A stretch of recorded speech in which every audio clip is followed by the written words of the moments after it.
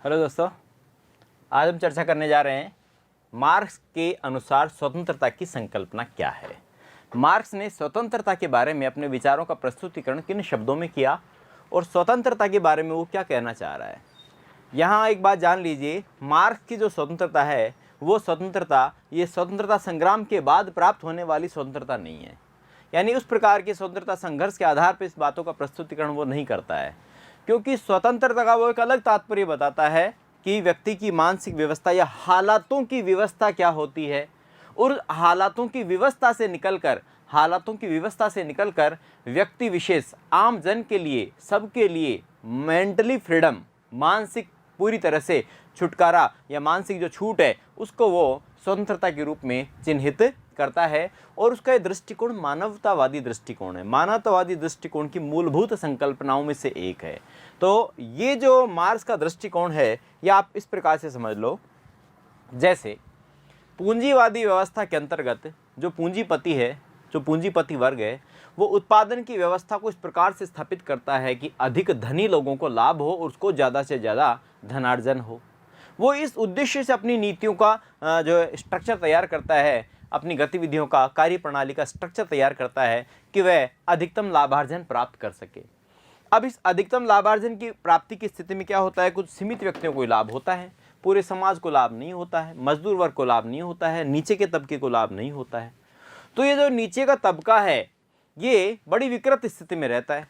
तो इस स्थिति को खत्म करना है, पूंजीपतियों के द्वारा स्थापित की जाने वाली इन गतिविधियों को समाप्त करके सर्वजन हिताय के उद्देश्य से स्थितियों को स्थापित करने का प्रयास करना, ये स्वतंत्रता है। इसको ऐसे समझो, पूंजीवादी व्यवस्था के अंतर्गत पूंजीपतियों के द्वारा धनी व्यक्तियों से अधिकतम लाभार्जन करने के लिए पूंजीपति अपने उत्पादन की प्रक्रिया का ढांचा इस प्रकार से तैयार करता है कि वह अधिकतम लाभ प्राप्त कर सके और मजदूरों को मजबूर करके उनको न्यूनतम मजदूरी दे। यानी दोनों तरफ व्यवस्था की स्थिति है, मजदूर मजबूर है और पूंजीपति व्यवस्था अधिकतम लाभ कमाने के लिए कुछ सख्त नीतियां बनाता है जो पूंजीपति वर्ग की जेब से, यानी वो वस्तु जहां बिकेगी उन लोगों की जेब से अधिकतम पैसा निकाला जा सके। इन हालातों को समाप्त करके, इन स्थितियों को समाप्त करके, इस व्यवस्था को समाप्त करके जब हम स्वतंत्रता की तरफ प्रेरित होते हैं, मतलब इन हालातों को समाप्त करके जब साम्यवादी स्वरूप में हम एंट्री मारते हैं, इसको वो स्वतंत्रता का नाम देता है और स्वतंत्रता का स्वरूप बताता है। तो बेसिकली स्वतंत्रता से पूर्व की जो व्यवस्था की स्थिति है वह तो कुछ सीमित व्यक्तियों के लिए काम कर रही है, लेकिन स्वतंत्रता की इस स्थिति को स्थापित करने के बाद यह पूरे समाज के लिए काम करती है। इसी को स्वतंत्रता का नाम दिया गया है। तो ये उसका एक मानवतावादी दृष्टिकोण हो गया। स्वाभाविक बात है, मानवतावादी दर्शन के नाते मार्क्सवाद मूलतः मानव स्वतंत्रता का दर्शन है। मानवतावादी दर्शन के नाते मार्क्सवाद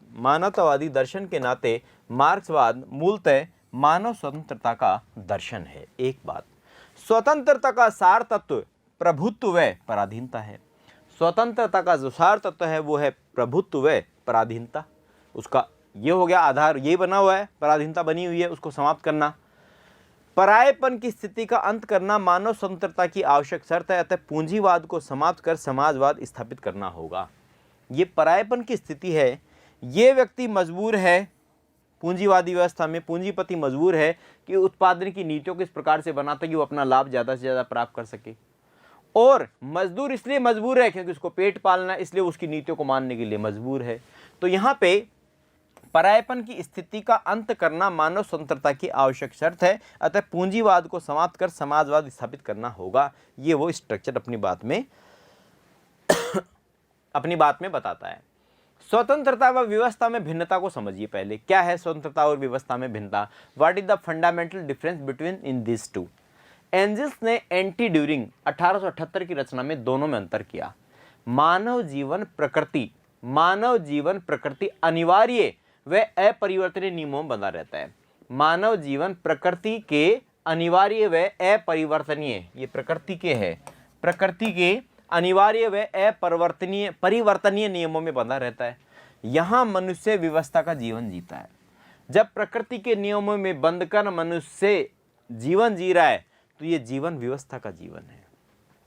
स्वतंत्रता का यह अर्थ नहीं है, स्वतंत्रता का यह अर्थ नहीं है कि मनुष्य अपनी व्यवस्था को भूलकर कुछ समय के लिए स्वप्न लोक में विचरण करने लगे। मजदूर मजबूर स्थिति को भूल जाए और स्वप्न लोक में विचरण करे कि अब मेरा जीवन इस प्रकार से सुंदर हो जाएगा, मैं इन हालातों को इस प्रकार से खत्म कर दूंगा, एक समय ऐसा आएगा जब ये हालात समाप्त हो जाएंगे। यहाँ वो कहता है ये स्वप्न लोक में विचरण करना ये स्वतंत्रता नहीं है। This is not freedom. Freedom ये नहीं है कि मजबूर हालातों में कल्पना करके स्वतंत्र हो जाना, ये स्वतंत्रता नहीं है। तो फिर क्या है? मानव प्रकृति के नियमों के आगे विवश है, किंतु नियमों का वैज्ञानिक ज्ञान प्राप्त करके स्वतंत्रता का वरदान प्राप्त कर निश्चित उद्देश्यों की पूर्ति में काम ले सकता है। इसका उदाहरण बताता हूं। हालात बहुत ज्यादा खराब हैं, मजदूर मजबूर है, मजबूरी के हालात हैं, व्यवस्था के हालात हैं, हर व्यक्ति परिस्थितियों के अधीन है, पूंजीपति परिस्थितियों के अधीन है, मजदूर भी परिस्थितियों के अधीन है। लेकिन दोस्तों इन परिस्थितियों को समझकर, इन हालातों को समझकर नई व्यवस्थाओं का सृजन करना, नई व्यवस्थाओं को स्थापित करना, नई व्यवस्थाओं को स्थापित करने का प्रयास करना और प्रयास करके उसको उस रूप में ढाल लेना जो स्वतंत्रतापूर्ण हालात हैं। प्रकृति के नियमों को समझना होगा। यहाँ इसको एक उदाहरण से समझ सकते हैं। गुरुत्वाकर्षण शक्ति का ज्ञान न होने पर हम पहाड़ से गिर सकते हैं। अगर पहाड़ पे चढ़े और गुरुत्वाकर्षण शक्ति का हमको ज्ञान नहीं है तो नेचुरल पहाड़ से गिर सकते हैं। लेकिन उसका साइंटिफिक रीजन जानकर, वैज्ञानिक तरीके से उसको समझकर, वैज्ञानिक ढंग से उसको समझकर हम क्या कर सकते हैं? उसकी जानकारी प्राप्त करके हम पवन चक्की चला सकते हैं। इसका मतलब पूंजीवाद के हालातों की स्थिति को समझकर हम उस व्यवस्था की स्थिति को समझकर स्वतंत्रता के हालातों में प्रवेश हो सकते हैं। इसका मतलब पूंजीवादी व्यवस्था के दोषों को समाप्त करके, पूंजीवादी व्यवस्था के दोषों के परिणाम स्वरूप परायपन की अवस्था है, इस परायपन की अवस्था को समाप्त करके हम जो है स्वतंत्रतापूर्ण हालातों में आ सकते हैं। उसी प्रकार से जब हम प्रकृति के नियमों के अधीन हैं और प्रकृति के नियमों को जब हम समझ जाते हैं, प्रकृति के नियमों को जब हम समझ जाते हैं तो प्रकृति के नियमों को समझ करके हम उसका लाभार्जन कर सकते हैं, उसका लाभ अर्जित कर सकते हैं। अब इसको ऐसे समझो, ये जो स्वरूप है ये आंतरिक और बाहरी जगत दोनों में है। ये जो स्वरूप है ये आंतरिक और बाहरी जगत दोनों में है। पहली बात, यह बात मानो कि बाहरी प्रकृति और आंतरिक प्रकृति दोनों में है। पहले तो आप इसको आंतरिक प्रकृति में समझो। मैं आपसे बैर भाव रखता हूं, मेरे मन में आपके प्रति नफरत है, मेरे मन में आपके प्रति ईर्ष्या है, टकराव है, घृणा है। लेकिन सभी लोग इस बात को समझने लग जाएं कि घृणा क्यों करें, प्रेम से जीने में क्या हर्ज है, प्रेम से जीने से क्या होगा, और घृणा के कारणों को जान के घृणा के कारणों को समाप्त कर दें और हम प्रेमपूर्ण हालातों में जीने लग जाएं, स्नेह का वातावरण बना लें तो स्थिति बिल्कुल स्वच्छ हो जाएगी। ठीक उसी प्रकार से पूंजीवादी, ये तो कौन सा उदाहरण हो गया? आंतरिक उदाहरण हो गया। उसी प्रकार से पूंजीवादी व्यवस्था में पूंजीपतियों की मजबूरी समझना, औद्योगिक स्थितियों को पूंजीपति के लाभ के लिए नहीं वरन इसे मानव मात्र की संतुष्टि का साधन बनाना होगा, अर्थात व्यवस्था से स्वतंत्रता की ओर। आई बात समझ में? एक समाज में, इसको और समझ लो सिंपल हालात में, एक समाज में कुछ व्यक्ति रहते हैं मित्रों, वो आपस में टकराते हैं, भिड़ते हैं, आपस में ईर्ष्या करते हैं, उनमें हमेशा टकराव बना रहता है, वैमनस्य बना रहता है। लेकिन कुछ बुद्धिमान व्यक्ति कहते हैं कि इस वैमनस्य को समाप्त करके भी तो हम प्रेम से रह सकते हैं। तो उस वैमनस्य की स्थिति क्या है? व्यवस्था है, मानसिक गरीबी है, मानसिक पिछड़ापन है, समझदारी नहीं है। इस वजह से वो लोग क्या कर रहे हैं? इस वजह से वो लोग इन हालातों को नहीं समझ पा रहे हैं, इन परिस्थितियों को नहीं समझ पा रहे हैं। जब वो इन परिस्थितियों को नहीं समझ पा रहे हैं, इन हालातों को नहीं समझ पा रहे हैं, तो ऐसी स्थिति में कुछ व्यक्तियों ने कहा हम प्रेम पूर्वक किन कारणों से रह सकते हैं, हम प्रेम पूर्वक जीवन को कैसे व्यतीत कर सकते हैं। जब उन्होंने ऐसे हालात विपरीत कर दिए तो ये क्या हो गया? पूरी तरह से मानसिक स्वतंत्रता हो गई। ये तो हो गई आंतरिक स्वतंत्रता। बाहरी स्वतंत्रता पूंजीवादी व्यवस्था के दोषों को, दोष हैं, विवश है, दोष हैं, कमियां हैं, कमजोरियां हैं, गरीबों के ऊपर शोषण करना पूंजीपति की मजबूरी है, ये व्यवस्था है। इस व्यवस्था के कारण कुछ सीमित लोगों को लाभ हो रहा है, इस व्यवस्था के कारण कुछ सीमित व्यक्तियों को लाभ हो रहा है। उसे व्यापक लोगों को लाभ देने के लिए पूंजीवाद के दोषों को समाप्त करके समाजवाद की तरफ प्रेरित होना होगा, यानी व्यवस्था से किसकी तरफ? स्वतंत्रता की ओर जाना होगा। तो पूंजीवादी व्यवस्था में पूंजीपतियों की मजबूरी समझना, औद्योगिक स्थितियों को पूंजीपति के लाभ के लिए नहीं वरन इसे मानव मात्र की संतुष्टि का साधन बनाना होगा, अर्थात व्यवस्था से स्वतंत्रता की ओर जाना होगा। यही स्वतंत्रता है। अगली आती है आत्म प्रेरित व्यवहार की संकल्पना। आत्म प्रेरित व्यवहार की संकल्पना। मित्रों, आत्म प्रेरित व्यवहार की संकल्पना स्वतंत्रता के साथ निकट से जुड़ी हुई संकल्पना है। इसको ऐसे समझो, हमारे मन में आंतरिक प्रेरणा जागृत होती है और हम व्यवस्था से स्वतंत्रता की ओर जाते हैं।